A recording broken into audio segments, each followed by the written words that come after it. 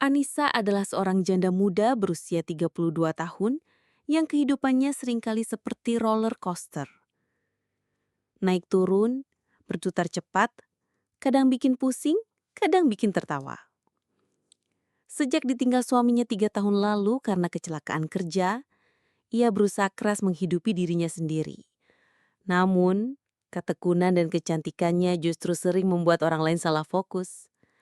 Alih-alih melihat perjuangannya, mereka lebih sering membicarakan cara Anissa berjalan, cara rambut hitamnya berkibar, atau cara dia tertawa yang renyah seperti suara sendok jatuh ke lantai keramik.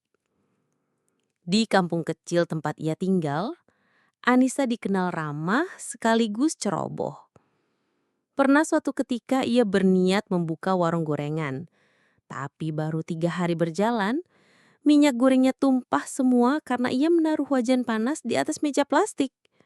Meja itu meleleh, wajan terbalik, dan seisi dapur seperti medan perang kecil. Bukannya sedih, Anissa malah tertawa pingkal-pingkal hingga tetangganya mengira ada pesta kejutan di rumahnya. Namun, di balik keceriaan itu ada rahasia yang ia sembunyikan rapat-rapat. Hutang pinjol. Awalnya hanya pinjam 100.000 untuk bayar listrik. Lalu tambah 300.000 untuk beli skincare diskon. Lalu 1.000 lagi untuk membeli blender supaya bisa jual jus. Sayangnya jus yang ia jual rasanya lebih mirip ramuan eksperimen kimia. Sehingga pembeli kapok dan tidak kembali. Akhirnya hutang makin menumpuk. Setiap kali ia coba gali lubang tutup lubang, lubang itu semakin melebar. Seperti jalanan berlubang yang dilalui truk pasir tiap hari. Dalam kesehariannya, Anissa sudah terbiasa menerima pesan-pesan galak dari pinjol. Ada yang mengirim meme pocong, ada yang menulis ancaman dengan huruf kapital, bahkan ada yang isinya sekedar emotikon tengkorak berjejer panjang. Lucunya, Andisa sering membacanya sambil nyemil kerupuk, lalu terkikik seperti menonton acara lawak di televisi. Namun, rasa khawatir tetap ada. Apalagi ketika nomor-nomor asing mulai menghubungi tetangganya. Itu membuat Anissa panik, meski masih bisa ditutupi dengan senyum kecut setiap kali ditanya orang sekitar. Suatu pagi yang panas, ketika ayam tetangganya berkokok lebih keras daripada alarm ponsel, Anissa mendapat kabar mengejutkan. Seorang lelaki kaya raya dari Arab Saudi bernama Sultan Ahmed datang ke Indonesia untuk urusan bisnis emas. Nama itu terdengar megah seperti judul sinetron yang sering ia tonton. Konon, Sultan Ahmed bukan hanya sekedar bos emas melainkan penguasa jaringan perdagangan logam mulia terbesar di Timur Tengah.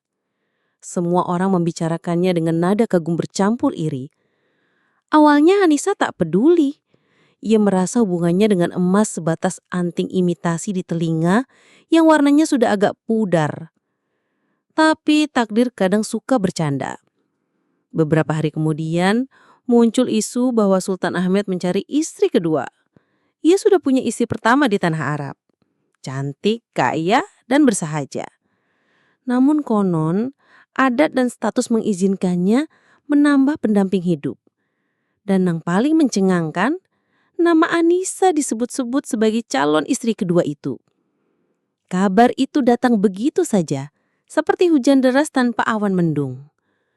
Orang-orang kampung heboh, bergosip di warung kopi. Bahkan ada yang sudah menghitung-hitung berapa kira-kira mas kawin yang akan diterima Anissa. Sebagian iri, sebagian mendoakan. Sebagian lagi sekedar ingin tahu apakah benar seorang janda yang terkenal ceroboh bisa mendadak naik status menjadi istri sultan. Anissa sendiri antara percaya dan tidak. Ia masih sibuk memikirkan tagihan pinjol hingga tak menyangka bahwa hutang itu ternyata menjadi salah satu alasan kuat ia dipaksa menikah.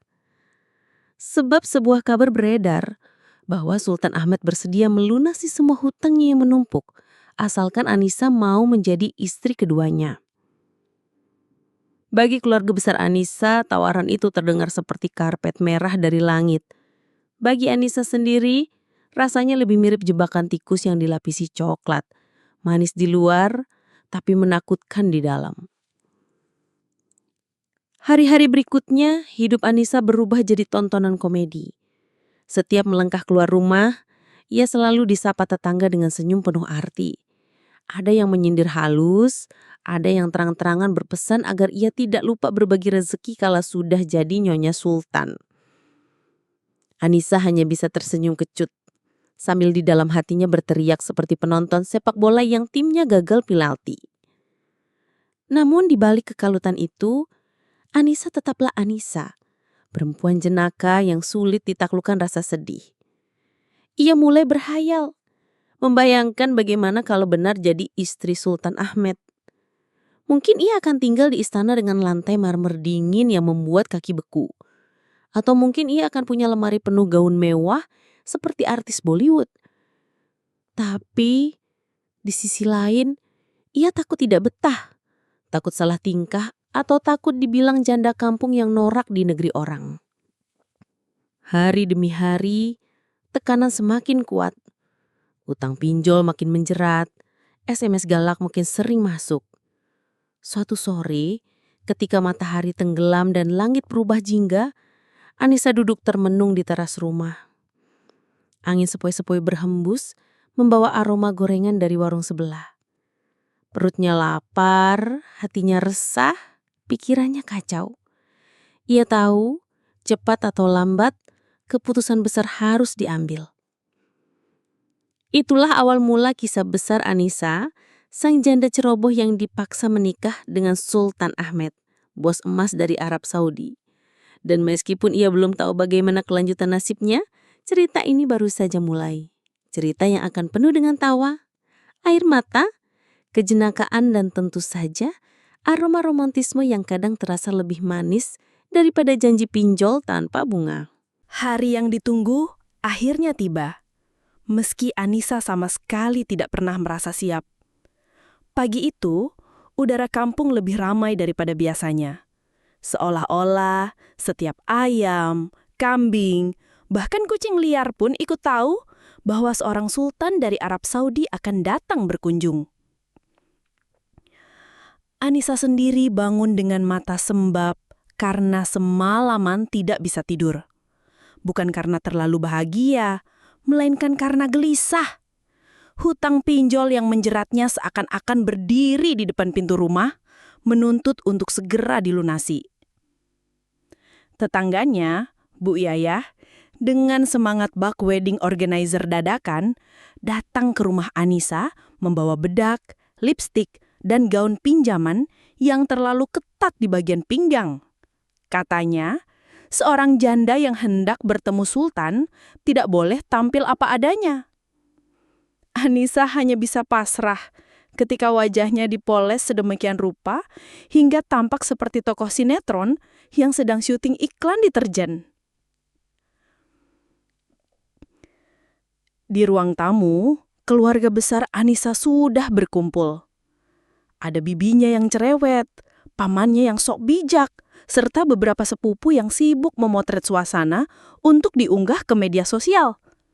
Semua tampak antusias, seakan mereka sendiri yang akan dipinang sultan. Anissa duduk di kursi rotan tua, merasa seperti peserta lomba menyanyi yang dipaksa tampil tanpa latihan. Siang menjelang, suara mobil mewah terdengar memasuki gang sempit. Orang-orang kampung berhamburan keluar. Anak-anak berlari sambil berteriak, "Sultan! Sultan!" Seolah-olah mereka menyaksikan karnaval tahunan. Mobil hitam panjang itu berhenti tepat di depan rumah Anissa. Dari dalamnya, keluar beberapa pria berbadan tegap, dengan jas rapi, kacamata hitam, dan ekspresi datar. Mereka tampak seperti pengawal dari film aksi. Dan akhirnya, keluarlah sosok Sultan Ahmed. Tubuhnya tinggi, jubah putihnya berkilau terkena sinar matahari, dan janggut rapi menghiasi wajahnya. Wibawanya begitu kuat, hingga beberapa ibu-ibu kampung hampir pingsan melihatnya. Anissa menelan ludah. Di satu sisi ia merasa kagum melihat kemewahan yang jarang ia temui dalam hidup. Di sisi lain, hatinya bergemuruh, seakan-akan pinjol dan pernikahan paksa berbaris rapi menari di kepalanya. Pertemuan pertama itu berlangsung kaku tapi penuh kejadian lucu. Saat Anissa hendak menyambut dengan sedikit membungkuk, rambut palsu kecil yang ia sematkan untuk menambah volume malah lepas dan jatuh ke lantai. Suasana yang semula hening mendadak pecah oleh tawa anak-anak kampung. Sultan Ahmed hanya tersenyum tipis, entah karena terhibur atau bingung. Lanjutnya, ketika ia disodorkan minuman sirup sebagai penyambutan, Anissa dengan gugup menuangkannya hingga tumpah mengenai jubah sang sultan. Wajah Anissa memerah seperti tomat rebus, sementara keluarganya panik seperti sedang kebakaran kecil. Namun, Sultan Ahmed tetap tenang, bahkan seakan tidak terganggu. Bagi seorang pengusaha emas, mungkin noda sirup hanyalah masalah kecil. Berbeda dengan harga emas yang bisa naik turun drastis setiap hari. Meski penuh kesalahan, anehnya pertemuan itu justru membuat Anissa terlihat berbeda di mata Sultan. Ada kejujuran polos dalam kekonyolannya, ada keluguan manis di balik kecanggungannya. Sementara Anissa sendiri bingung, bagaimana mungkin seorang bos emas sebesar itu bisa menatapnya dengan sorot mata yang hangat. Hari-hari berikutnya berubah menjadi persiapan pernikahan. Keluarga Anissa semakin sibuk, seakan-akan mereka sedang menyiapkan pesta akbar nasional.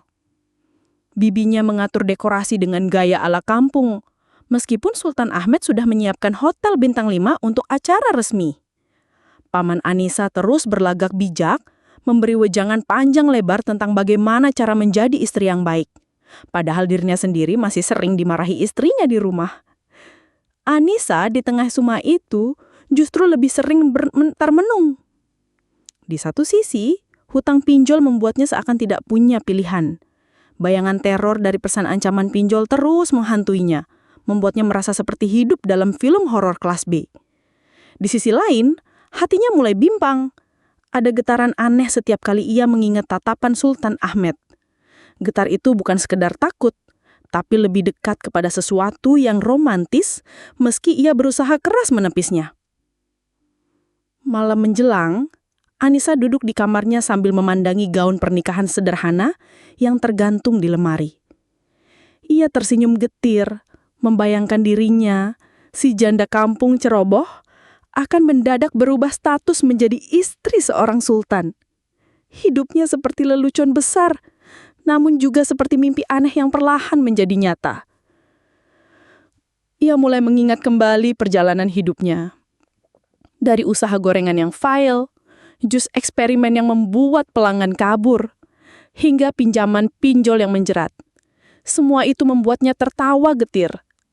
Tapi di tengah tawa itu, ada sedikit rasa syukur. Sebab tanpa semua kegagalan kocak itu, mungkin ia tidak akan pernah berhadapan dengan takdir sebesar ini. Malam itu, Anissa tak bisa tidur. Bayangan wajah Sultan Ahmed hadir berulang kali, bercampur dengan ingatan tentang pesan pinjol yang mengancam.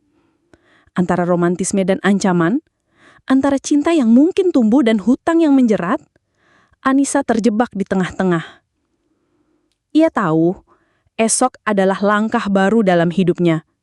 Dan meski penuh keraguan, ada bagian kecil di hatinya yang berharap. Semoga semua ini bukan hanya tentang hutang dan paksaan, melainkan juga tentang kesempatan menemukan kebahagiaan baru. Malam sebelum akad nikah, rumah Anissa berubah menjadi panggung komedi tak berujung. Keluarga besar sibuk hilir mudik seperti lebah di sarang. Masing-masing membawa ide yang menurut mereka paling penting. Bibinya sibuk menggosok kain gorden lusuh agar terlihat lebih berkilau. Pamannya sibuk menempelkan poster pemandangan padang pasir di dinding ruang tamu dengan alasan biar terasa nuansa Arab. Sementara sepupu-sepupunya berebutan mencoba gaun pesta pinjaman dari tetangga. Anissa hanya bisa duduk di pojok kamar, menatap kaca dengan ekspresi yang campur aduk. Ia mengenakan masker bengkoang murahan yang membuat wajahnya terasa kaku, sambil membayangkan masa depan yang akan menantinya. Antara menjadi istri kedua seorang sultan dan melunasi hutang pinjol, semuanya terasa seperti kompetisi televisi. Pilih pintu 1 atau pintu 2. tidak ada kesempatan mundur. Suasana makin riuh ketika tetangga berdatangan, bukan untuk membantu, melainkan untuk kepo. Ada yang sekedar ingin tahu wajah Sultan Ahmad dari dekat. Ada pula yang ingin memastikan gosip pernikahan itu benar adanya. Rumah Anissa mendadak seperti pasar malam. Penuh bisik-bisik, tawa, dan aroma gorengan yang dibawa dari rumah masing-masing. Anissa, dengan semua keramaian itu, justru merasa semakin gugup. Ia ingat jelas bagaimana pertemuan pertamanya dengan Sultan Ahmad berakhir konyol. Rambut palsu terlepas, sirup tumpah di jubah putih. Bayangan itu membuatnya menutupi wajah dengan bantal, berharap besok tidak ada blunder memalukan lainnya. Namun, di balik semua kegugupannya, ada sesuatu yang diam-diam tumbuh. Setiap kali ia teringat tatapan mata Sultan Ahmad, jantungnya berdegup sedikit lebih cepat. Ada sesuatu di balik senyum tipis Sultan itu yang membuatnya merasa aman. Sebuah rasa yang sudah lama tidak ia rasakan sejak ditinggal mendiang suaminya. Malam semakin larut. Di luar, suara jangkrik bersahut-sahutan, bercampur dengan desas-desus tetangga yang belum juga bubar. Anissa mencoba tidur, tapi matanya enggan terpejam. Bayangan masa depan berputar di kepalanya. Apakah ia akan bahagia, atau justru semakin terjerat dalam hidup yang bukan pilihannya? Dalam kegelisahan itu, ia teringat hutang pinjolnya. Betapa ironisnya. Masalah yang awalnya membuatnya ketakutan, kini justru menjadi tiket menuju dunia baru. Ia ingin tertawa, namun juga ingin menangis. Hidup kadang seperti drama sinetron murah, penuh cerpitan, meskipun seringkali tidak masuk akal. Ketika jam menunjukkan tengah malam, Anissa akhirnya bangun dan berjalan ke teras. Angin malam berhembus lembut, membawa aroma tanah basah. Ia duduk di kursi rotan 2, memeluk lutut, menatap langit penuh bintang. Dalam hatinya ia berdoa, semoga besok bukan hanya tentang paksaan, melainkan juga tentang kesempatan. Di tempat lain, Sultan Ahmad pun tengah memikirkan hal yang sama. Ia berada di hotel mewah bersama rombongannya. Namun pikirannya terus melayang ke arah janda kampung yang ceroboh itu. Ada sesuatu dalam diri Anissa yang berbeda. Kesederhanakannya, kecerobohannya, bahkan kepolosannya terasa seperti oasis di tengah gemerlap dunia yang sudah terlalu sering ia lihat. Pagi menjelang, rumah Anissa kembali ramai. Tukang rias datang dengan koper besar berisi peralatan make up. Anissa duduk pasrah di depan cermin, sementara wajahnya dipoles sedemikian rupa hingga nyaris tak dikenali sendiri. Keluarga besar heboh memilih kebaya, bahkan anak-anak kecil sibuk menyalakan kembang api kecil seolah-olah sedang merayakan tahun baru. Saat matahari mulai memulai, suasana semakin tegang. Mobil mewah Sultan kembali memasuki gang sempit. Orang-orang berdesakan ingin melihat. Anissa, dengan gaun pengantin sederhana dan riasan tebal, duduk di kamar dengan tangan gemetar. Jantungnya berdetak seperti drum dalam konser dangdut kampung. Dan akhirnya, saat yang ditunggu pun tiba. Sultan Ahmad memasuki rumah dengan wibawa yang sama. Namun kali ini, Anissa melihat sesuatu yang berbeda. Ada keteduhan di wajahnya, ada kelembutan yang seolah hanya ditujukan padanya. Saat mata mereka bertemu, Anissa merasakan sebuah getaran yang sulit dijelaskan. Bukan sekadar takut, bukan sekadar gugup, melainkan sesuatu yang lebih dalam. Akad nikah segera dimulai. Suara penghulu terdengar lantang, keluarga besar menahan nafas, tetangga berebut posisi untuk merekam dengan ponsel. Anissa duduk di samping, wajahnya tertunduk, tangannya dingin. Saat Sultan Ahmad mengucapkan ijab kabul dengan suara tenang dan mantap, semua orang bersorak gembira. Hutang pinjol yang menjerat Anissa seakan menguap di udara, digantikan status baru, istri kedua seorang sultan. Namun di balik sorak-sorai itu, Anissa masih tenggelam dalam pikirannya sendiri. Ia tahu ini bukan akhir, melainkan awal dari babak baru yang penuh tantangan. Antara romantisme yang samar-samar mulai tumbuh dan kenyataan pahit bahwa semua ini dimulai dari hutang pinjol, ia hanya bisa berharap semoga pernikahan ini akan membawa lebih banyak tawa daripada air mata.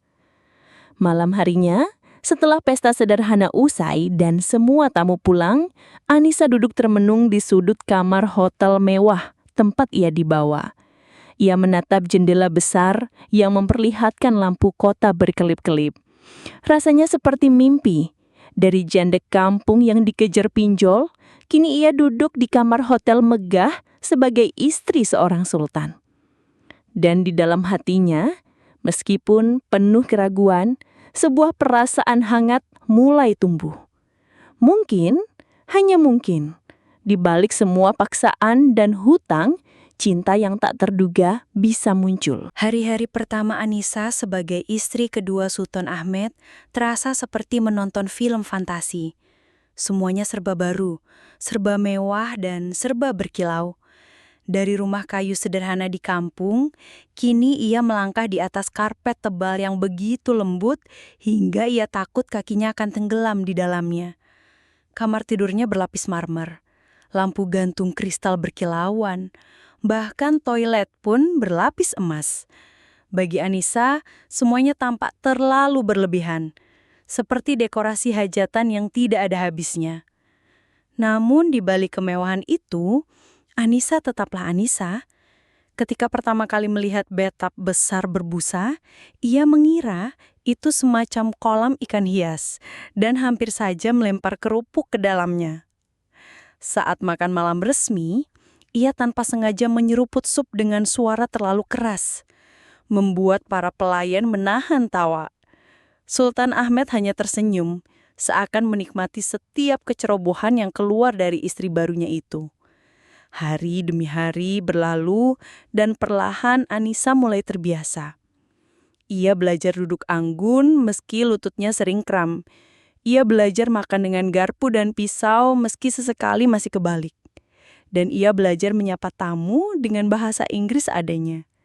Yang paling lucu adalah ketika ia mencoba berbicara bahasa Arab. Ia ingin mengucapkan salam sopan, namun justru melontarkan kalimat yang artinya, "Saya suka kambing goreng." Para pelayan terperangah, lalu menahan tawa di balik pintu. Meski penuh kekonyolan, Anissa merasakan sesuatu yang berbeda. Sultan Ahmed tidak pernah marah. Justru ia tampak terhibur. Kadang ia meratap Anissa dengan pandangan hangat yang membuat pipinya merona. Ada kelembutan dalam setiap sikapnya. Meski wibawanya sebagai sultan tetap kuat.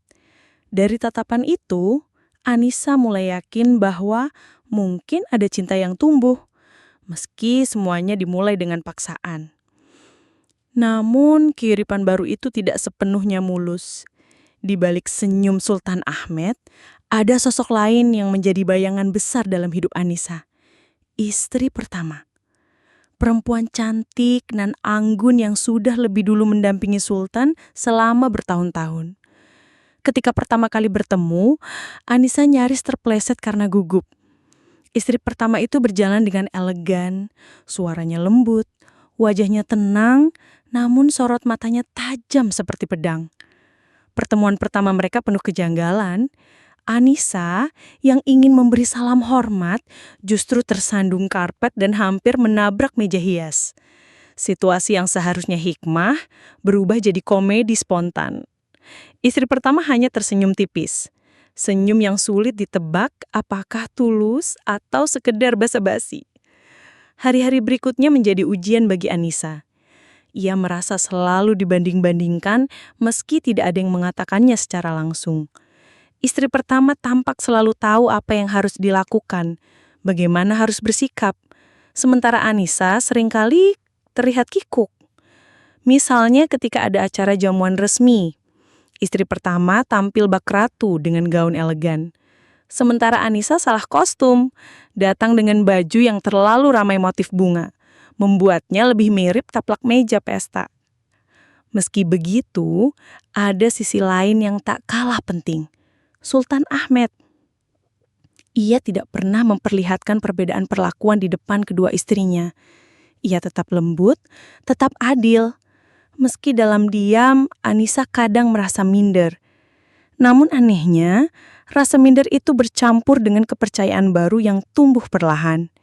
Ia mulai melihat dirinya bukan lagi sekedar janda yang terjerat pinjol, melainkan perempuan yang berhak mendapatkan kebahagiaan. Ada satu malam yang tak terlupakan. Anissa duduk di balkon, menatap bintang. Sultan Ahmed datang dan duduk di sampingnya. Mereka tidak banyak bicara, hanya diam, namun diam itu penuh makna. Anissa merasakan ketenangan yang sudah lama hilang. Ia merasa dihargai bukan karena statusnya, bukan karena hutangnya, melainkan karena dirinya sendiri. Tapi, di balik semua itu, bayangan pinjol masih sesekali menghantui.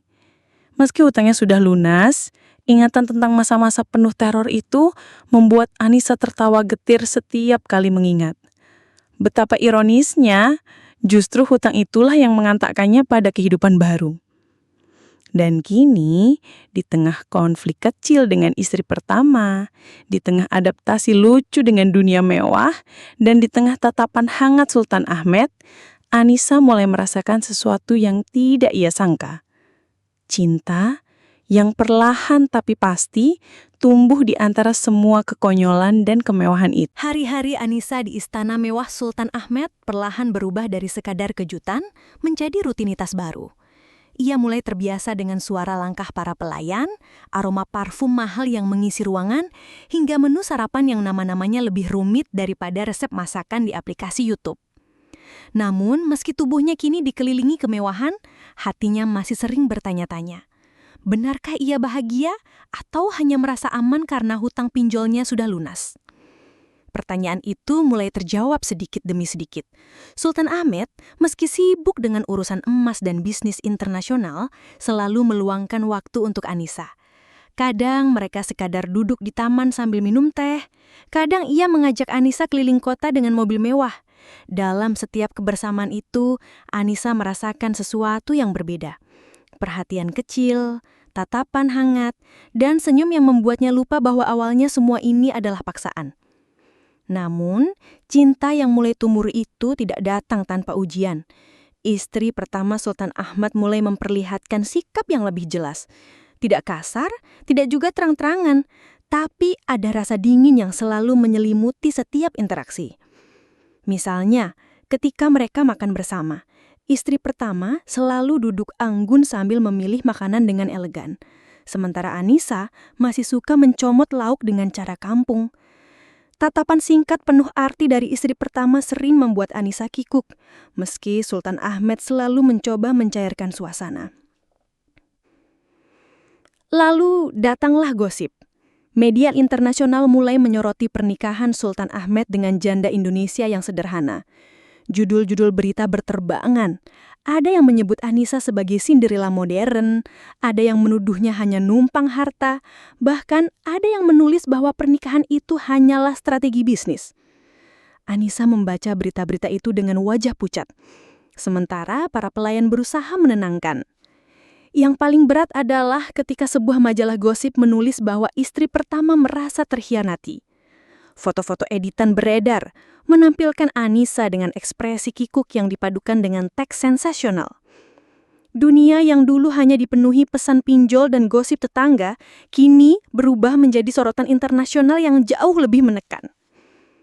Anissa sempat menangis diam-diam di kamarnya. Ia merasa semua ini terlalu berat.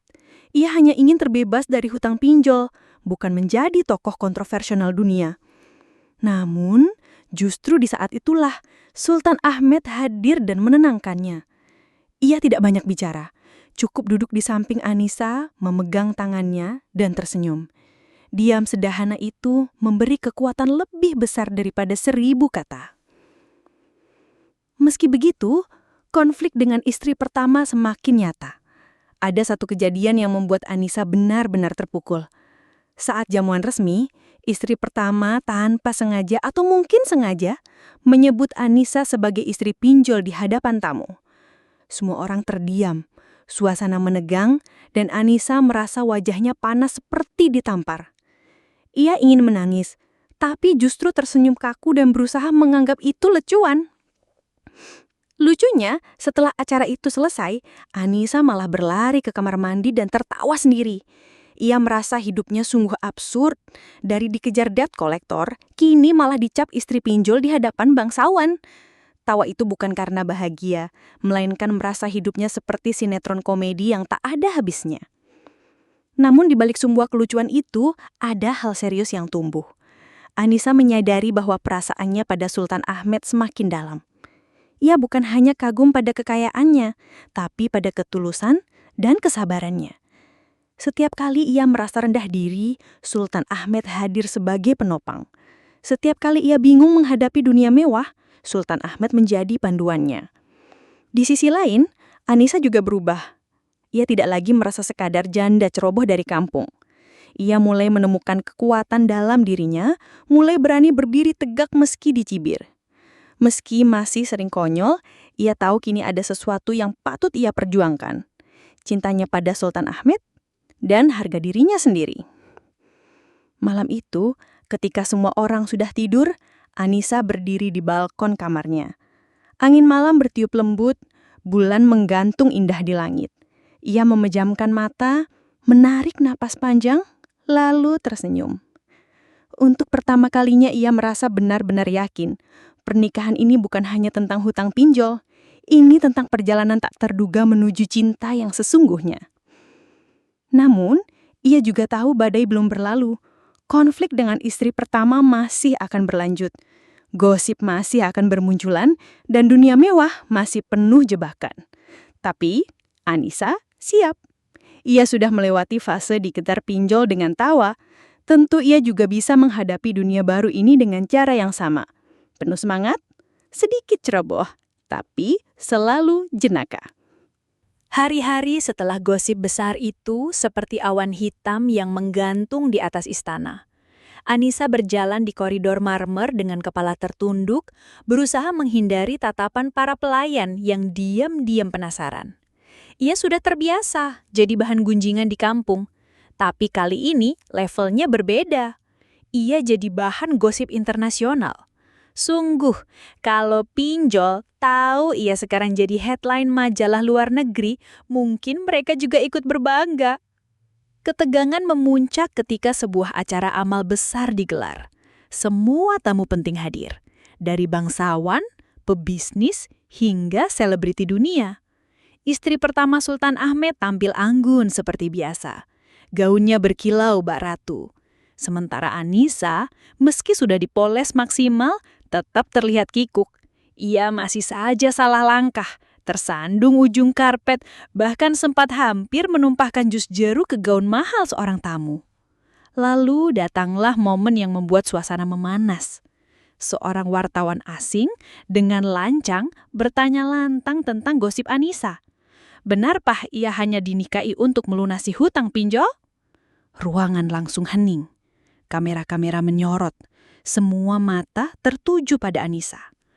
Istri pertama menatapnya dengan senyum samar, seakan menunggu jawaban yang akan mempermalukannya. Sultan Ahmed hendak berbicara, tapi Anissa lebih dulu berdiri.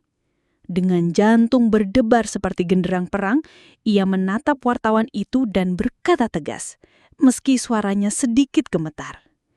Ia mengakui bahwa benar dirinya pernah terlilit hutang pinjol.